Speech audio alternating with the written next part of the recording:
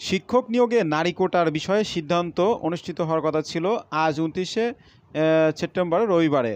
বেসরকারি শিক্ষক নিবন্ধন ও প্রত্যয়ন কর্তৃপক্ষ এনটিআরসির সভায় আজকে কোটা পদ্ধতি বাতিলের বিষয়ে সিদ্ধান্ত হওয়ার কথা ছিল। এনটিআরসির ১১১তম নির্বাহী বোর্ড সভায় বিষয় চূড়ান্ত হবে বলে এমনটি ধারণা করা হয়েছিল। এনটিআরসির একাধিক সূত্রে এটি বার্তা দিয়েছিল। ১৯৯৯ খ্রিস্টাব্দ থেকে বেসরকারি শিক্ষা প্রতিষ্ঠানে ৩০% নারী কোটা চালু রয়েছে, কিন্তু দেশের কোনো এলাকায় নারী কোটা পূরণ করা খুব কঠিন হয়ে পড়ে। বেসরকারি শিক্ষা প্রতিষ্ঠানে এন্ট্রি পদে শিক্ষক নিয়োগের প্রার্থী বাছাই ও সুপারিশ করার একমাত্র দায়িত্বপ্রাপ্ত প্রতিষ্ঠান এনটিআরসিএ।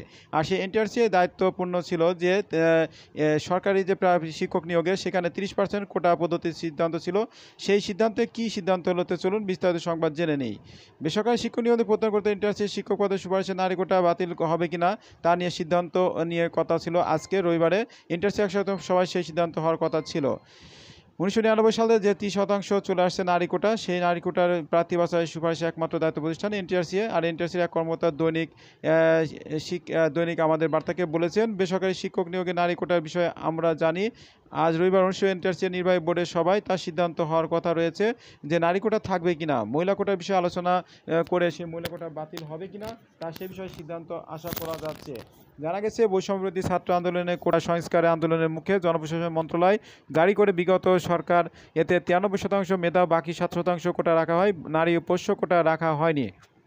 দেশের সরকারি চাকরি সব গ্রেডের নিয়োগে ৭% কোটা কার্যকরের নতুন সিদ্ধান্ত ইতিমধ্যে কার্যকর হয়েছে, তবে কিছু দপ্তরে আলাদাভাবে নিয়োগের সিদ্ধান্ত চলছে। শিক্ষক নিয়োগে নারী কোটার যে নিয়োগ বিধির কারণে এখনও কার্যকর হয়েছে কিনা বিভিন্ন বিশেষ কোটা। এর আগে গত ২২শে আগস্ট এনটিআরসির ষষ্ঠ বিজ্ঞপ্তি শূন্যপদে শিক্ষক নিয়োগের চাহিদা দেওয়ায় বিজ্ঞপ্তি প্রকাশ করে। বিজ্ঞপ্তিতে বলা হয়, মন্ত্রিপরিষদ বিভাগে ২০০৪ খ্রিস্টাব্দ ১৯ এপ্রিলের চিঠিতে দুর্গম হিসাবে চিহ্নিত উপজেলাগুলোতে মহিলা শিক্ষকের নিয়োগের বাধ্যকতা শিথিলতা বিবেচিত হবে।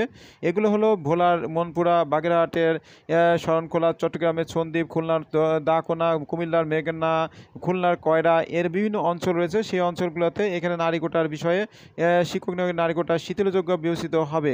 তো এই ছিল একটি সর্বশেষ খবর। সব ভালো থাকুন, আল্লাহ হাফেজ।